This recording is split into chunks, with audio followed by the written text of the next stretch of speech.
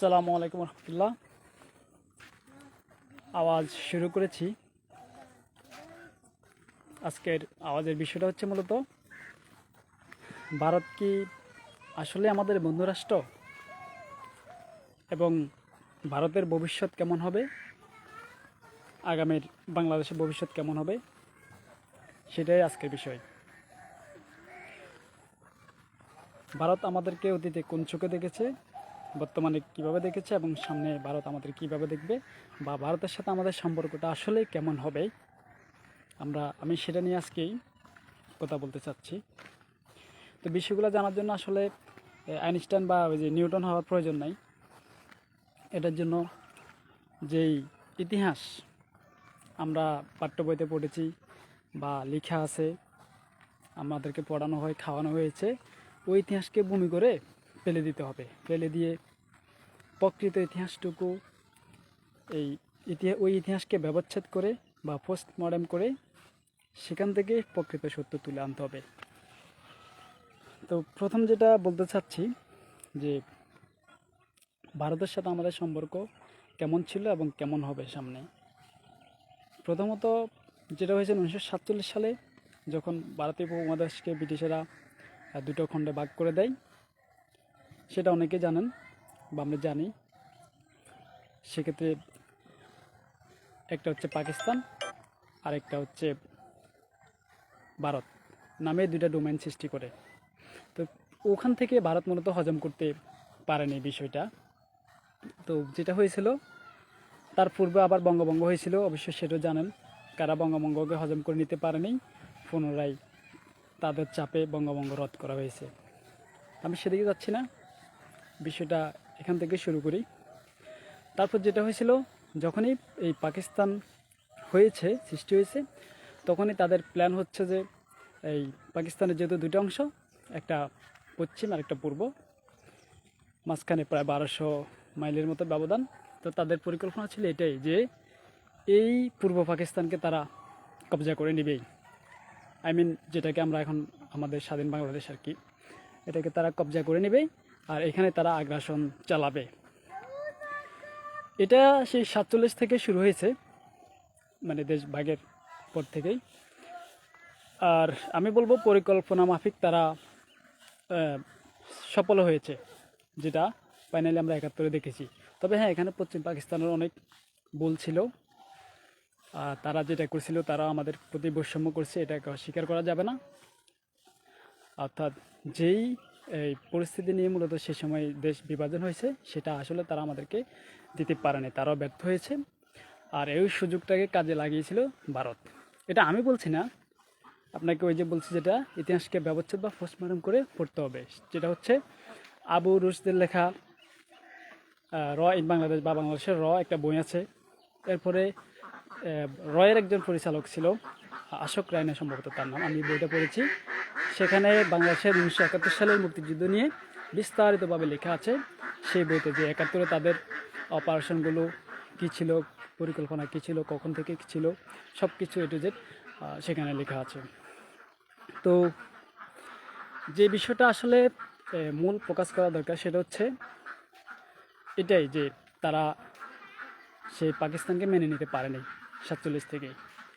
আর সর্বশেষ 71-এর মাধ্যমে তারা সফল হয়। আমরা যেটা দেখেছি, আমাদের যেই বিজয়, সেটাকে ভারত শেষে দিয়ে এসে ওই যৌথ বাহিনী নাম করে দিয়েই সেটাকে চিনিয়ে নিয়েছে।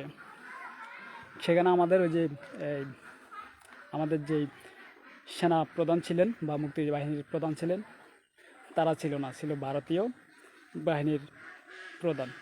যাই হোক, এটা নিয়ে অনেক বিতর্ক আছে। আর শেখ মুজিবের কথাই কি বলবো, উনি তো পাকিস্তানের প্রধানমন্ত্রী হতে চাইছেন, স্বাধীন বাংলাদেশের নয়। সেটা আপনার ওই যে তাজউদ্দিনের মেয়ের যে বইটা, সেটা পড়লেও বুঝতে পারবেন, কি যেন নাম, নেতা ও পিতা। তো যেটা বলছি পরে, এরপরে স্বাধীন হলো। স্বাধীনের পর থেকে যেটা হয়েছে, শেখ মুজিবের সাথে বিভিন্ন চুক্তি করে ফেলছিল তারা গোপনে। ওই চুক্তি থেকে খোদ তাজউদ্দিন নিজেই মুসা খেয়ে পড়ে গেছেন, এতগুলা গোপন চুক্তি ছিল। যেমনটা বাংলাদেশের সেনাবাহিনী থাকবে না, আরও হাবিজাবি আর সেটা কাজও করেছিল মুজিব, যেটা করেছিল সে রক্ষী বাহিনী করেছিল, আরও বিভিন্ন কাজ করেছিল যার মাধ্যমে প্রমাণিত হয়েছে। এবং 75-এ পুনরায় আরও একটি ঘটলো, বিপ্লব ঘটলো, যেটা আর সেটাও কিন্তু আসলে আমাদের পক্ষে ছিল না, অর্থাৎ সেটাও বেহাত হয়ে চলে গেছে। পরবর্তীতে যেটা হয়, এই দীর্ঘ সময় মোটামুটি 75-এর পরে তারা কাকে ট্রেনিং দিয়েছে আপনারা নিশ্চয় জানেন। 75-এর পর থেকেই তারা ওই যে তাদের যে প্রোডাক্ট, এই হাসিনাকে ট্রেনিং দিয়েছিল, হাসিনাকে ট্রেনিং দিয়েই বাংলাদেশে পাঠাইছে, এসেছে, দেশ চালাইছে। তো কীভাবে চালাইছে না চালাইছে সেটাও খুবই ভালো করে জানেন আপনারা, যেমনটা আমরা দেখেছি 96 থেকে 2001 পর্যন্ত। এরপরে হচ্ছে মাঝখান দিয়ে আবার একটু গ্যাপ ছিল, বিএনপির সরকার ছিল। পুনরায় আমার জন্ম 98-তে, আমি যেটা দেখেছি 2006, আমি তখন 3য় শ্রেণীতে পড়ি, এই তাদের এই শাসন দেখেছি এবং ভারতীয় আগ্রাসনও দেখেছি। 2006-তে 28 অক্টোবর, তখন হয়তো ছোটো ছিলাম, কিন্তু পত্রপত্রিকায় দেখেছি, পড়েছি, খবরে শুনেছি এই শেখ হাসিনার ফার্স্ট যেটা দেখেছি লঘুবিটার কর্মসূচি, মানুষ হত্যা করা। এরপরে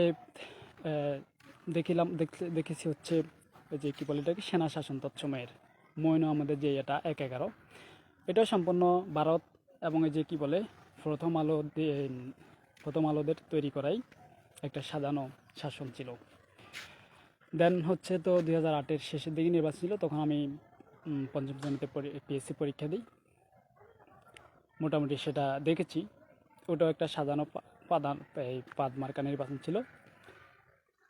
এরপরে যেটা হয়েছিল 2009 সালে সেনা বিদ্রোহের নামে আমাদের চৌকুশ সেনাদের হত্যা করা, সেটাও দেখেছি। আর এগুলোর পিছনে মূল এজেন্ডা ছিল ভারতের। আর ভারত যেটা করেছে, শেখ হাসিনাকে একটা পুতুল হিসাবে ব্যবহার করেছে, অর্থাৎ পুতুল হিসাবে বসাইয়া পিছন থেকে কাজ করছে, এটা তাদের এজেন্ডা ছিল। অর্থাৎ তাদের যে রিসার্চ অ্যান্ড অ্যানালাইসিস উইংস, অর্থাৎ গোয়েন্দা সংস্থা, তারাই মূলত কাজ করছে। তারপরে ফাইনালি জায়নাগর, গুম খুন, এগুলো সব কিছুর সাথেই যেমন আওয়ামী লীগ জড়িত, শেখ হাসিনা জড়িত, তেমনই হচ্ছে এই ভারত জড়িত। এটা আপনাকে বুঝতে হবে, যদি না বোঝেন তাহলে একেবারে আপনি সত্যি বোকাচোদা, আর আমার কিছু বলার নাই। আর তাদের সাথে যারা কাজ করেছিল তারা হচ্ছে তাদের এজেন্ট হিসাবে যেগুলো কাজ করছে, কারণ টাকা পয়সা পাইছে অ্যান্ড দেন অনেক কিছু সুযোগ সুবিধা পাইছে, তো অনেক বাংলাদেশি বোকাচোদারাই তাদের সাথে যুক্ত হয়ে কাজ করছে, তাদের এজেন্ট হিসেবে এখনও কাজ করে যাচ্ছে। তো আমরা যেটা বলবো ফাইনালি, এই যে আমাদের 71 থেকে শুরু করে 47 থেকে বলতে পারি, তারা যেভাবে আগ্রাসন চালাইছে, শোষণ করেছে এই পূর্ব অংশকে, তৎকালীন পূর্ব পাকিস্তান, এরপরে স্বাধীন হওয়ার পরে বাংলাদেশ, এই বাংলাদেশকে তারা যেভাবে আগ্রাসন চালাচ্ছে, তারা হচ্ছে যে এই প্রতিটা নদীতে বাঁধ দিয়ে রাখছে, পানি দিচ্ছে না, আবার যেটা হয় যে অপ্রয়োজনীয় পানি ছেড়ে দিয়ে আমাদেরকে ডুবিয়ে মারে। তারপরে আবার দেখা যায় শীতের সময় পানি চুরি করে নিয়ে যায়, এটা আপনারা খবর নিলে দেখতে পারবেন। তো আমি যেটা বলবো, বিগত এই 2008 থেকে 24-এর 5ই আগস্ট পর্যন্ত তো একেবারে সরাসরি দেখেছি, এবং এইসব তাদের আগ্রাসনের বিরুদ্ধে আমরা সোচ্চার ছিলাম, আছি। তো তাদের পতন হয়েছে, শুধু যে শেখ হাসিনার পতন হয়েছে তাই না, ভারতের পতন হয়েছে, এটা মেনে আমাদেরকে মানতে হবে। তবে ভারত সেটা এখনও মেনে নিতে পারছে না। তো তাদের প্রোডাক্ট তাদের কাছে চলে গেছে, মানে তাদের মাল তাদের কাছে পৌঁছায় গেছে, যেটা শেখ হাসিনা এখন তাকে ওই খেতেও পারছে না, আবার ফেলেও দিতে পারতেছে না। বিষয়টা এমন হয়ে গেছে, তারা উভয় সংকটে পড়েছে। এমন এক জিনিস, এই পচা জিনিস, এটাকে পৃথিবীর কোনো দেশ গ্রহণ করতেছে না। তো এখন ভারত তো কী করবে, সে তো ট্রেনিং দিচ্ছে, সে অনেক কিছু করছে, তো তার মাল তো সেই রাখবে আর চেষ্টা করবে সেখান থেকে আবার দেশে পুশ করার জন্য। তবে সেটা পসিবল না, কারণ এই জেনারেশন আর আগের জেনারেশন নেই।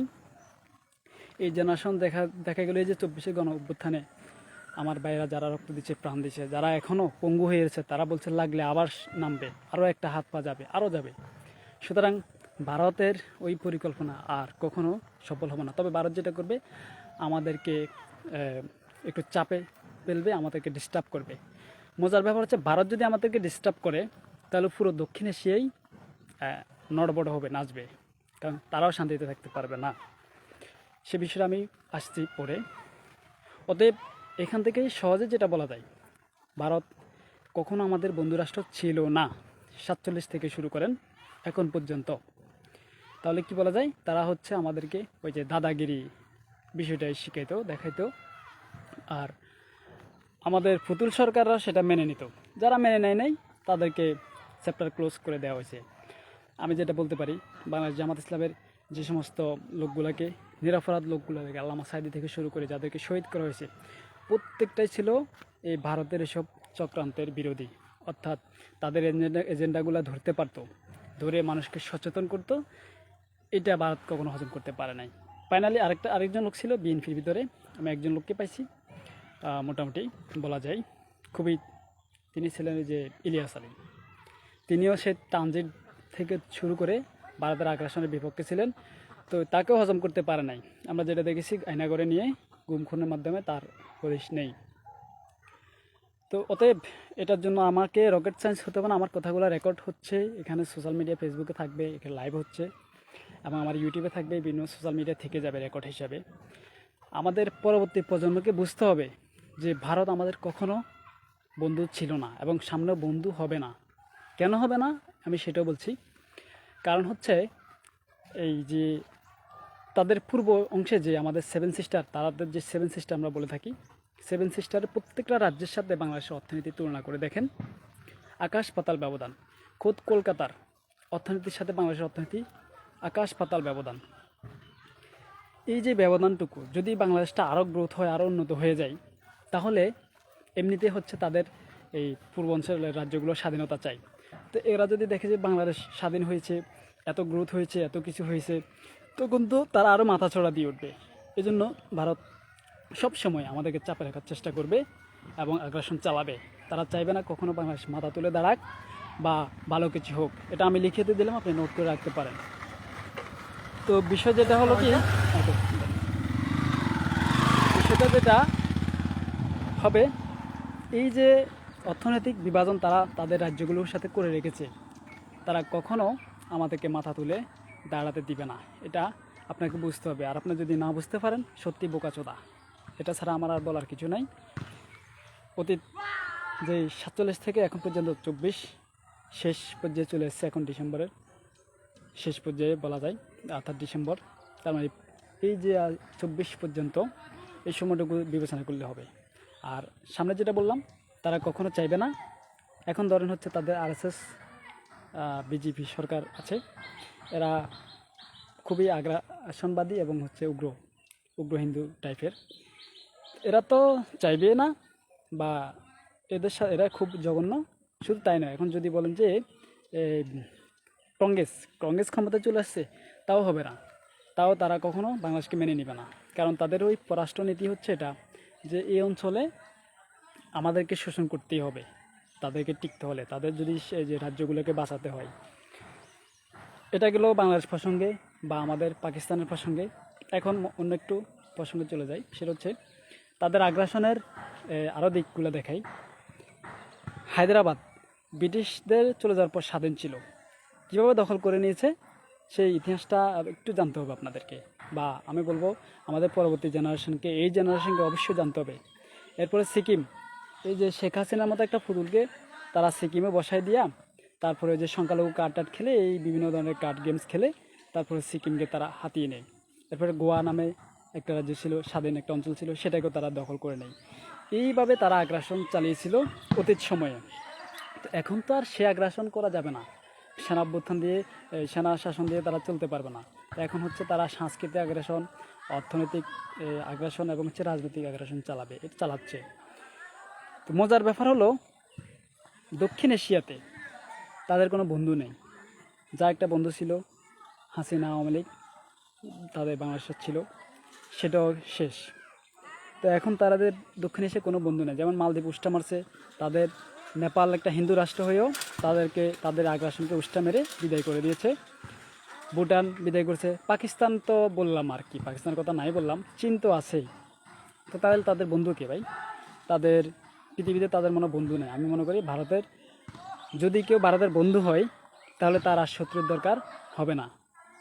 লিখে রাখতে পারেন, ভারত, তারপরে আমেরিকা বলেন আর ইসরায়েল বলেন, এই দেশগুলো যদি কারো বন্ধু হয় তাহলে তার আর শত্রুর প্রয়োজন হবে না। ভারতের নিজ অঞ্চলেই হচ্ছে তারা এই মুসলিমদেরকে সংখ্যালঘু করে রেখেছে, সংখ্যালঘু অবস্থায় আছে, অত্যাচার নির্যাতন করে। আর তারা হচ্ছে এখন বাংলাদেশ নিয়ে কী করে, ট্রাম্প কার্ড খেলে যে সংখ্যালঘু, এবং তাদের মিডিয়াগুলো প্রচুর উস্কানি দিচ্ছে, তাদের রাজনৈতিক নেতারাও দিচ্ছে। যেমন অমিত শাহ কিছুদিন আগে বলছিল যে আমাদেরকে উই ফোকা বলে, আমাদেরকে উল্টে জুলাই পিটাবে বলে। আরে বাবারে, তোদের কাছে যে দুইটা প্রোডাক্ট গেছে, এই হাসিনা আছে, হাসিনা বোন আছে, এগুলারে একটু বাদেই ফিটাস না, উল্টা করে ফিটা, তবে ভিতরে কিছু ফড়াই দিস, ভিতরে একটু ফড়াইতে হবে তো, নারে তো এটা আর কি। তো তাদের এই যে উদ্ভট কথাবার্তা, আচরণ, এগুলো আসলেই কখনো আমাদের সম্পর্ক ভালো হবে না, অর্থাৎ বন্ধুত্বের সম্পর্ক হবে না। এখন বিজেপি থাকার, ওই যে তৃণমূল কংগ্রেস আসুক, যেই আসুক, তাদের আগ্রাসন থাকবেই। তো তাদের ভবিষ্যতের দিকে আসছি। তাহলে যেটা বলতেছিলাম যে এই যে রাজ্যগুলো হায়দ্রাবাদ, সিকিম, তারা কীভাবে দখল করে নিচ্ছে, এবং তাদের সাথে আশপাশের একটা দেশেরও সুসম্পর্ক নেই এবং থাকবেও না। তাহলে তাদের ভবিষ্যৎ কী হবে? তাদের ভবিষ্যৎ হচ্ছে ঘোরতর অন্ধকার। কারণ হচ্ছে এই যে বিভাজনটা, সম্ভবত ভারত নামে কোনো দেশ থাকবে না, এগুলো স্বাধীন হয়ে যাবে। আরও অনেকগুলো রাজ্য স্বাধীনতা তো চাচ্ছে, তারা দিচ্ছে না, তারা হয়তো একটা সময় বিদ্রোহ করে স্বাধীন হয়ে যাবে। তারা এখন যেটা দেখাচ্ছে যে আমাদের চট্টগ্রাম অংশ দখল করবে, আমাদের চিকেন নেক যেটা এই পেনি অংশ এটা নেবে, 5 মিনিট লাগবে, এই সে হাবি যাবি। বেটা, তোরা আসিস বাংলাদেশ দখল করতে তোদের ফোর্স গার্ড নিয়ে, তোরা তো বেটা এখনও পায়খানা, তোদের একটা টয়লেটে নাই, টয়লেট ক্রস যায় সবাই বাহিরে, নিজ দেশের মানুষের স্লোগান দেয় বাহার মে যে হাগেগা আপনাকেও খায়েগা। আগে নিজের টয়লেটটা ঠিক করো, তারপরে বাংলাদেশ নিয়ে কথা বলিও, বাংলাদেশের সাথে লাগবে আসিও। আর এই যে কলকাতা, আসাম টাসাম হাবি যাবি, এগুলোকে তো আমরা হিসেবে করি না। এরা তো নিজ দেশে থার্ড ক্লাস নাগরিক।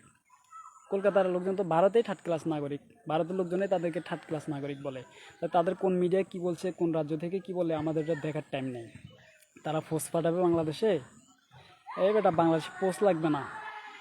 আমাদের দেশের ব্রাহ্মণবাড়ি একটা জেলা আছে, তারা ওই 2 টাকা 10 টাকা নিয়েই টেঁড়া দিয়ে মারা যুদ্ধ করে। বালের বালটা, আসিস আমাদের শুধু ব্রাহ্মণবাড়িয়ার যে লোকগুলো আছে না, ওগুলারে ফাড়াই দেবো, টেঁড়া একবারে পিছন দিয়ে দিব। হ্যাঁ, ওই আমাদের মিলিটারি ফোর্স লাগবে না। আমরা সাহসী, আমরা ভীতু না। কারণ হচ্ছে তোরা তো গরুর কী খাস, মুদ খাস, গোবর খাস, তো তোদের ভিতরে আর থাকবেটা কি? আমরা গরুর দুধ খাই, মাংস খাই, এগুলো হচ্ছে বিজ্ঞানসম্মত এবং পুষ্টিকর। তো কাদের সাথে লাগবি আসিস? মুদ খেয়ে আসিস, আমরা মুদ খাওয়াই দিব ভালো করে। এসব হুমকি দামকে দিয়ে লাভ নাই। ভারতের ওইসব আগ্রাসনকে আমরা ভয় পাই না।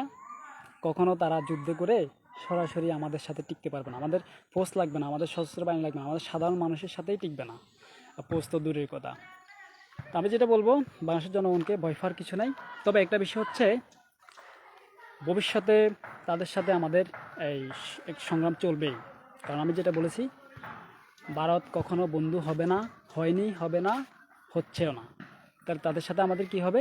সব সময় পাটাপাটি সম্পর্ক থাকবে, এরকম আর কি। কিন্তু ওই আওয়ামী লীগের লোকগুলা বলছিল আর কি, যেনার নাম কি, আলগা মোমেন, যে ভারত বাংলাদেশ স্বামী স্ত্রী সম্পর্ক। এটা স্বামী স্ত্রী হয় কীভাবে? বাংলাদেশের পররাষ্ট্রনীতিতে হচ্ছে বলা হয়েছে যে কোনো দেশের সাথে আমাদের শত্রু নয়, সকলের সাথে বন্ধুত্ব, পররাষ্ট্রনীতিতে বলা আছে। তাহলে একজন স্বামী হয় কীভাবে বা স্ত্রী হয় কীভাবে একটা দেশ? আবার ওই যে আরেকটা বোকাচোদা বলছিল যে কি না, বাংলাদেশ ভারতের সম্পর্ক নাকি ভাই বোনের মতো, নামটা মনে আসছে না। আবার ওই যে তাদের যেই দোরাই স্বামী তৎকালীন সময়ের হাই কমিশনার, ওই রামসাগলটা বলছিল যে ভারত বাংলাদেশের সম্পর্ক মানে ভাই ভাই। এরপরে শেখ মুজিব বলছিল ওই যে মানে ইয়েতে আরেফিন শুভ একটা অভিনয় করেছে না, পাল্টা যেন ছবিটা কী নাম, ওই ড্যাডি রেনিয়া, তার ড্যাডি রেনিয়া, তিশার জামাই ফারুকি, আঙ্গো আমাদের যে উপদেষ্টা ফারুকি, এটা প্রোডাক্ট, প্রথম আলো রয়ের প্রোডাক্ট, এটা উপদেশটা হয়েছে এখন।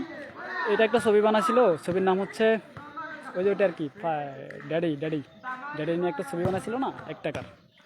তো ওই ছবিতে দেখলাম আরেফিন শুভ শেখ মুজিব, বাকশালী মুজিবের চরিত্রে অভিনয় করতেছে আর বলতেছে বাংলাদেশ ভারত ভাই ভাই। তো এই সমস্ত বোকাচোদা দিয়ে কি আর পররাষ্ট্রনীতি হয় নাকি? আমাদের পররাষ্ট্রনীতি হচ্ছে সকলের সাথে বন্ধুত্ব, কারোর সাথে শত্রুতা নয়। তাহলে বাংলাদেশ ভাই ভাই হয় কীভাবে, ভাই বোন হয় কীভাবে, কিংবা স্বামী স্ত্রী হয় কীভাবে? সম্পর্ক থাকবে বন্ধুর মতো, বাস এতটুকুই। তো এই সমস্ত সম্পর্ক দিয়ে হবে না। আমাদের এখন যেটা করতে হবে, প্রাপ্তবয়স্ক যারা আছে আমাদের সরকার উচিত প্রত্যেক বাংলাদেশকে 6 মাসের ট্রেনিং নিয়ে রাখা, বা 3 মাস বা 6 মাসের একটা ট্রেনিং নিয়ে রাখা, এটা প্রয়োজন। তো ট্রেনিং না নিলেও সমস্যা নেই, অটোমেটিক্যালি তখন আমরা এমনিতেই, কারণ আমরা অস্ত্র ছাড়াই, যে 5ই আগস্ট আমরা দেখিয়ে দিচ্ছি অস্ত্র ছাড়াই আমরা বিজয়। তারপরেও এটা সামরিক ক্ষেত্রে প্রয়োজন আছে, সকলকে অবশ্যই ট্রেনিং নেওয়ার প্রয়োজন আমি মনে করি, 3 মাস বা 6 মাসের, এবং প্রতিটি ভার্সিটি লেভেলে এই ব্যবস্থাটা করা উচিত। এটা হচ্ছে ভবিষ্যতের জন্য, কারণ যেহেতু তাদের সাথে আমাদের সম্পর্ক কখনো বন্ধুত্ব হবে না, অলওয়েজ এরকমই থাকবে। সুতরাং আমাদের এই প্রস্তুতি নিয়ে রাখা দরকার। আর তাদের ভবিষ্যৎ যেটা বলবো সেটা হচ্ছে, যেটা একটু আগে বলছিলাম, যে ভারত নামে সম্ভবত কোনো দেশ থাকবে না, তাদের এই অঞ্চলে যুদ্ধ হবে, অনেকগুলো জাতি হবে, স্বাধীনতা হবে। আর এই যে তারা যে বাবরি মসজিদ ভাঙছিল, তাদের যে উগ্র যে মনোভাব, উগ্র হিন্দুত্ববাদ, আমরা বাংলাদেশে ছিলাম, আমার রুমমেট, আমরা এক রুমে 4 জন থাকতাম, হলে 4 জনের 3 জনই হিন্দু ছিল। কই কোনো দিন তাদের সাথে আমার কখনো তো বিতর্ক হতো না, কত মিলেমিশে থাকতাম। আজান দিলে তাদের ল্যাপটপ ছিল, কম্পিউটার ছিল, আজান দিলে তারা সাথে সাথে হচ্ছে সাউন্ড অফ, গান অফ করে দিত। তারপরে তারা রুমে বসে ভগবত গীতা পড়তো, আমি গীতা পড়তাম, আমি কোরআন পড়তাম। কই কারো তো কোনো সমস্যা ছিল না। আমাদের এখানে, আমাদের বাংলাদেশ হচ্ছে সাম্প্রদায়িক সম্প্রীতির দেশ। আমরা এখানে সবাই মিলেমিশে আছি, আছি। দাঙ্গা আমরা করি না, হয় না। উস্কানি দিয়ে বাঁধানোর চেষ্টা করা হয়েছে, এই যে ইসকন দিয়ে। ইসকন আসলে হিন্দুদের কেউ না, সেটা আমি ইসকন নিয়ে একটা এপিসোড কথা বলছিলাম একটা ভিডিওতে, এখন আর বলতে চাচ্ছি না। সুতরাং আমাদের সম্প্রীতি নষ্ট করার জন্য ভারত সেখান থেকে উস্কানি দিচ্ছে, প্রোপাগান্ডা চালাচ্ছে। তারপরে হচ্ছে তাদের এজেন্ট যেগুলো আছে এগুলো দিয়ে উস্কানি দিচ্ছে ভিতরে। এটা থাকবে, তবে আমাদেরকে এর ব্যাপারে সতর্ক থাকতে হবে, এবং যেটা বলছিলাম খুবই সতর্ক থাকতে হবে। তো তাদের ভবিষ্যৎ যেটা হবে, তাদের নামগন্ধ থাকবে না। এবং যাদের ইসলামিক স্কেলেটের উপরে জ্ঞান আছে তারা হয়তো জানেন এই অঞ্চলে যেটা হয়েছে, তারা এই যে দীর্ঘ সময় এখনও মুসলিমদের নির্যাতন করছে, বাবরি মসজিদ ভাঙছে, অনেকগুলো মসজিদ ভেঙে ফেলছে।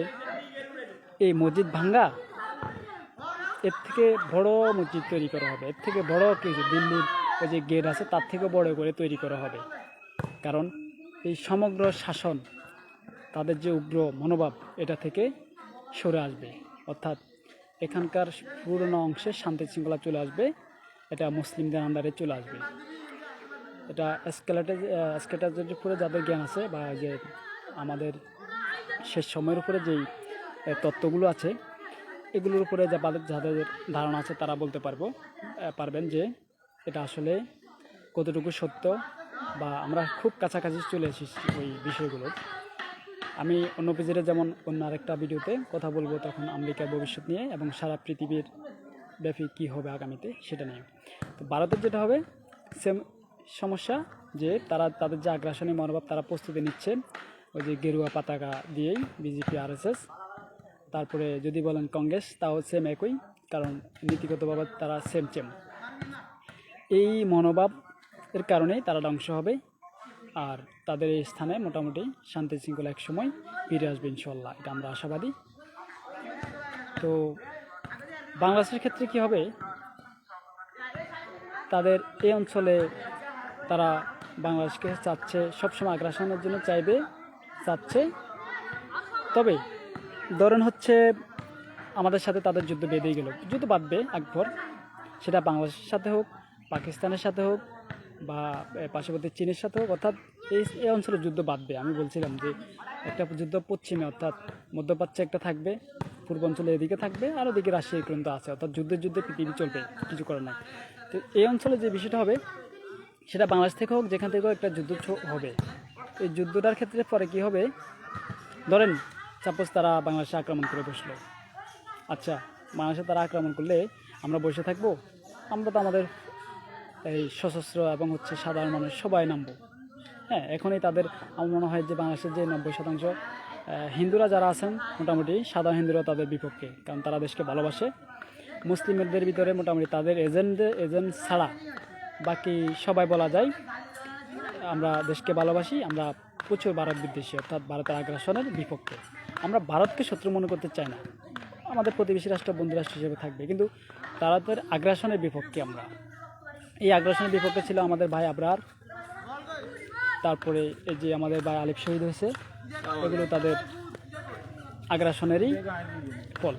তো মূল বিষয় হবে আসলে কি, তাহলে যেটা বলতেছিলাম, তারা যদি আমাদেরকে আক্রমণ করেও বসে আমরা তো প্রতিহত করবই। পাশে যেটা আছে চীন, খামসি মেরে ধরবে একদিক থেকে, খেয়ে ফেলবে একেবারে। তারপরে নেপাল ভুটানের কথা হয়তো বলতে পারতেছি না, কারণ নেপাল হিন্দু রাষ্ট্র বা ভুটান হচ্ছে, তা ওখানে ভিন্ন জাতি আছে, তাদের কথা বাদে দিলাম।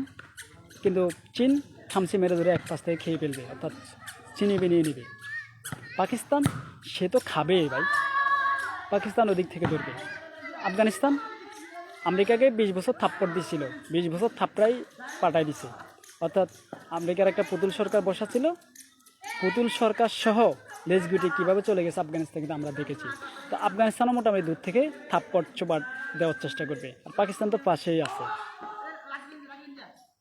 আর তারা যদি আজকে যদি এটা যদি পাকিস্তান থাকতো, যেটা হয়তো পাকিস্তান যেহেতু পারমাণবিক বোমা আছে, এখানে হয়তো একটা পারমাণবিক বোমা থাকতো, এটা ভারতের জন্য অনেক আর বড় আতঙ্ক হইতো।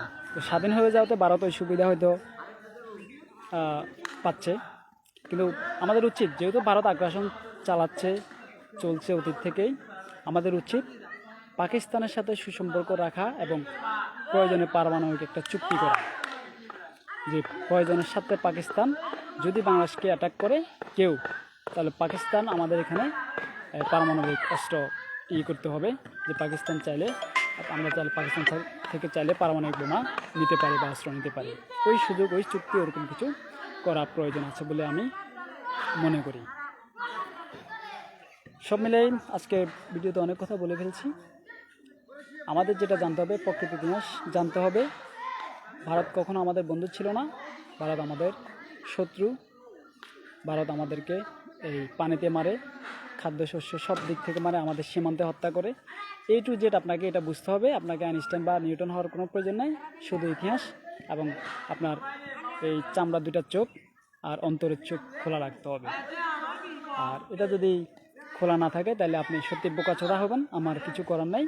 আর বোকাচোদাদের জন্য আমার কিছু বলারও নাই। সুতরাং এই জেনারেশন আমরা যারা আছি, আমাদেরকে অবশ্যই ইতিহাস, প্রকৃত ইতিহাস খুঁজে বের করে পড়তে হবে এবং হচ্ছে সামনের জন্য আমাদেরকে পরিকল্পনা নিতে হবে, প্রস্তুতি নিতে হবে। আর আরেকটা বিষয় হচ্ছে, তাদের যে বন্ধু ছিল, যে মুজিব, তারপরে হাসিনা, এদেরকে জানতে হবে এরা আসলে কার এজেন্ট হয়ে কাজ করে। তো এদের জানার জন্য কিছু বই পড়া দরকার আছে। আমি এই মুহূর্তে হয়তো বইগুলোর নাম বলতে পারছি না, আমি লাইভে যেহেতু আছি, আমি রাস্তাঘাটে কথা বলছি, মাঠের দিকে আছি। যেমন হচ্ছে যে মূলধারা 71, তাজউদ্দিনের মেয়ের একটা বই আছে, তারপরে আমার পাশে চাই, মতিউর রহমান রেন্টু মুক্তিযোদ্ধা, সে লিখেছে। রেন্টুর আরও একটা বই আছে, এরকম অসংখ্য বই আছে মোটামুটি। তারপরে যে মাওলানা ভাসানীকে কেন গৃহবন্দী করে রাখছিল শেখ মুজিব, এরকম বিষয়গুলো আপনারা যখন পড়বেন, জানবেন, তখনই তাদের মূল মুখোশ ধরতে পারবেন বা ভারতের এজেন্টগুলোকে আমরা ধরে ফেলতে পারবো।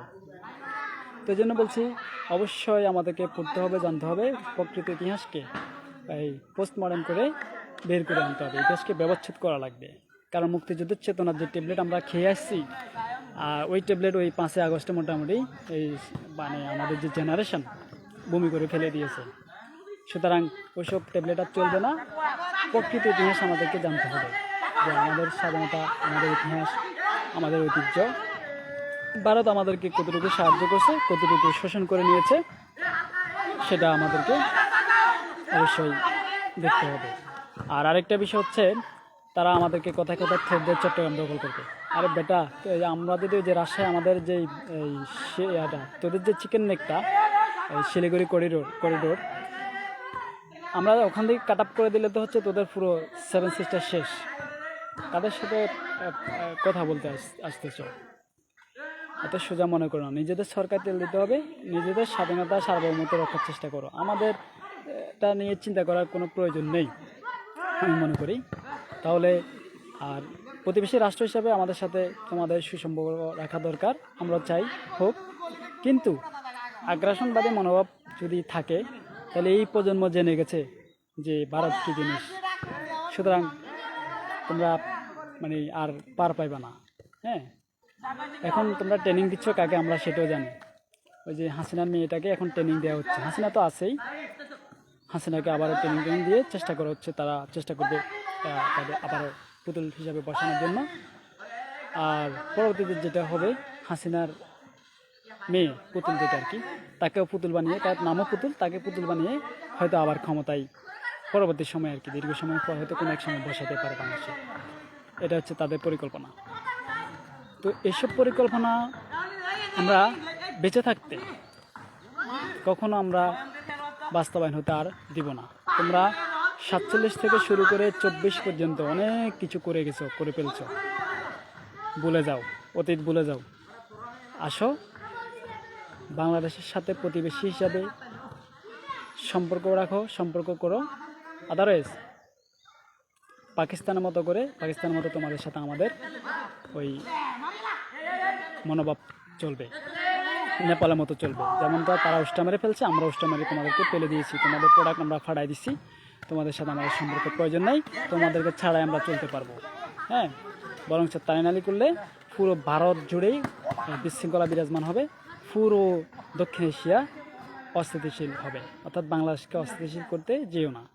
সাম্প্রদায়িক সম্প্রীতি এখানে আমরা ঠিক আছি, তোমরা কোনো ধরনের ট্রাম্প কার্ড, কোনো ধরনের গেমস খেলার প্রয়োজন আমরা মনে করি না।